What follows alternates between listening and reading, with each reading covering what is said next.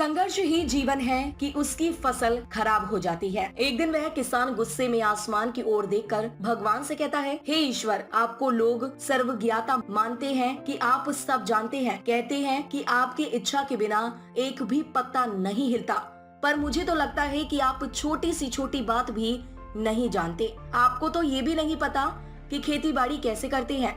अगर आप जानते होते तो हर समय जो बाढ़, आंधी और तूफान आते हैं वो कभी नहीं आते। आप नहीं जानते कि कितना नुकसान उठाना पड़ता है हम किसानों को।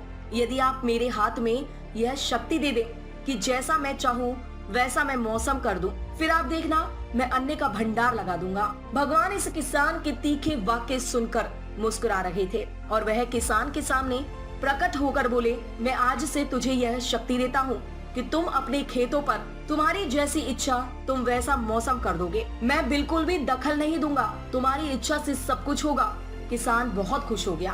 किसान ने गेहूं की फसल अपनी खेतों में बोई। अब उसे लगा कि खेतों को धूप चाहिए तो खेतों को धूप मिले, जब पानी बरसना चाहिए तभी पानी बरसा। आंधी तूफान बाढ़ कुछ भी उसने अपने खेतों पर आने नहीं दिया। किसान के खेत में इस वर्ष ऐसी फसल हुई जैसी कभी नहीं हुई थी।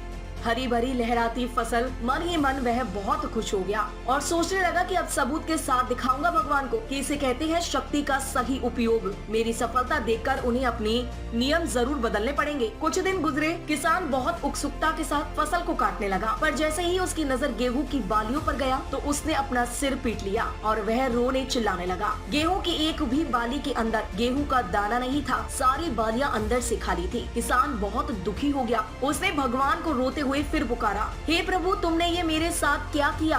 क्या तुमने मुझे कोई सजा दी? भगवान बोले, पुत्र, ये तो होना ही था। तुमने पौधों को संघर्ष करने का मौका ही कहाँ दिया।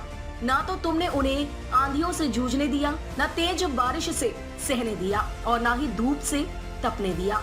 एक भी चुनौती का सामना तुमने उन्हें नहीं करने दिया, इसलिए सारे पौधे अंदर से खोखले रह गए। जब आंधी तूफान, तेज बारिश और धूप पड़ती है तभी ये पौधा अपने अस्तित्व को बचाने के लिए संघर्ष करते हैं और इसी संघर्ष से एक बल पैदा होता है जिसमें शक्ति होती है, ऊर्जा होती है। और यही ऊर्जा पूर्ति तेरे गेहूं के दानों की तरह जो नहीं फूटी, तूने उन्हें कठिन परिस्थितियों से गुजरने ही नहीं दिया। जहां उनके अस्तित्व का जन्म होता, सारे बालियां इसलिए खाली हैं। इसमें एक भी गेहूं का दाना इसलिए नहीं है क्योंकि तुमने अपने पौधों को संघर्ष कराया ही नहीं। याद रखिए, स्वर्ण में सवर्णीय आभात तभी आती है जब वह आग में तपने, गलने और हथौड़े से पीटने जैसे संघर्षों से गुजरता है। कोयले का टुकड़ा हीरा तभी बनता है जब वह उच्च दाब और उच्च ताप की मुश्किल परिस्थितियों से गुजरता है। इसी तरह यदि हमारी जिंदगी में कोई संघर्ष ही ना हो, कोई चुनौती ही ना हो, तो हम भी गेहूं की बालियों की तरह खोखले रह जाएंगे। कोई अस्तित्व नहीं होगा हमारा। विपरीत परिस्थितियाँ, चुनौतियाँ, समस्याएं